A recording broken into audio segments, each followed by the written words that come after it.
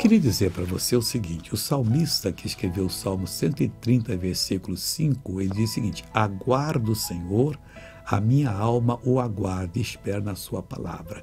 O que ele decidiu? Que ele iria aguardar o Senhor, visitá-lo.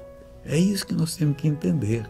Jesus disse: outra vez os verei, o vosso coração se alegrará.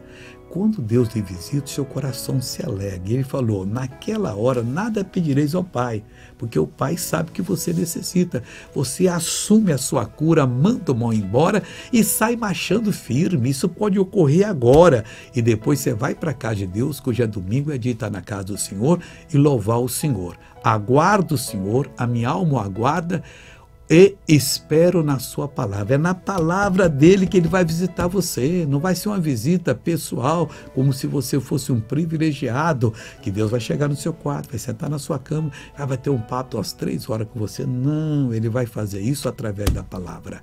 Veja essa pessoa abençoada. Por que usava bengala? Porque eu tinha que botar uma prótese no quadril, que meu osso ele estufou e eu encurtou minha perna. Quanto tempo? Eu já tenho mais de 30 anos. Como é que você andava? Sustentado na muleta. Sustentado. Põe ela aqui no ombro, você sustenta ela agora. Vai para casa, irmã. Oh, glória a Deus, 30 anos. Agora eu quero orar com você. Meu Pai, eu oro por esse cidadão, essa cidadã, e pelos problemas deles, ó Pai, por todos que estão orando agora, e repreendo todo o mal e digo: saia, vá embora, desapareça, em nome de Jesus. E você diz: obrigado, Senhor. Deus te abençoe.